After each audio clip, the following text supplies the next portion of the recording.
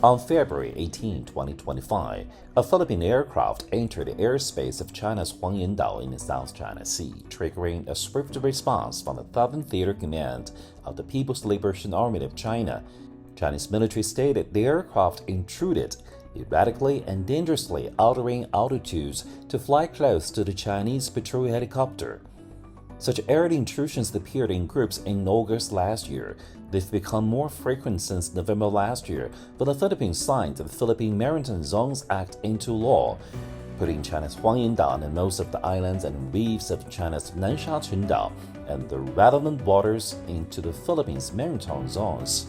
The Chinese government says the Philippine air intrusion seriously infringes on China's sovereignty and seriously violates international law and relevant provisions of Chinese laws. Beijing also demands that the Philippines immediately cease all acts of infringements and provocations. The Philippines seeks to justify its illegal claims and actions in the South China Sea by approving the so-called Maritime Zones Act in the name of implementing UNCLOS. This is illegal, null and void. The Chinese government issued a statement immediately after this and declared the baselines of the territorial sea adjacent to Dao. The baselines were delineated and published in accordance with the UN Convention on the Law of the Sea and other international laws, as well as the Law of the People's Republic of China on the territorial sea and a contiguous zone. With the baselines of the territorial sea in place, China's maritime police enforcement and control have become very strict. No one can approach within 6 nautical miles. Otherwise, they will be driven away. So, it can't do much at sea. Air intrusion is a new form of infringement. I think the Philippine side, despite the costs, is trying to figure out how China will counter and whether this will continuously work. But I think it is unsustainable. Experts on the issue said the Philippines' recent moves show the mentality of the current government of the Philippines is speculation or gambling. It has two misjudgments.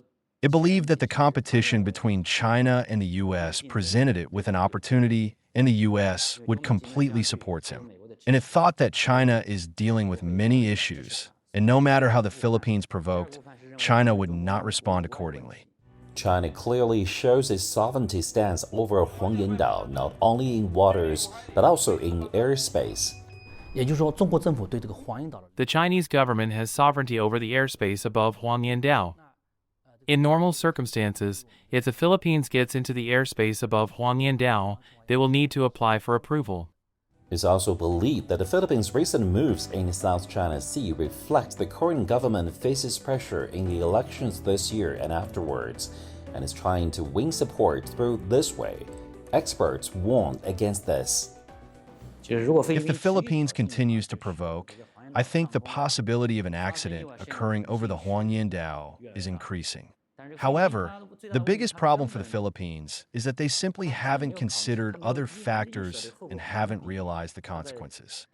In the meantime, the China Coast Guard says it will coordinate with the air response to form a sea-air collaborative system, safeguarding China's territorial sovereignty and maritime rights and interests in the South China Sea.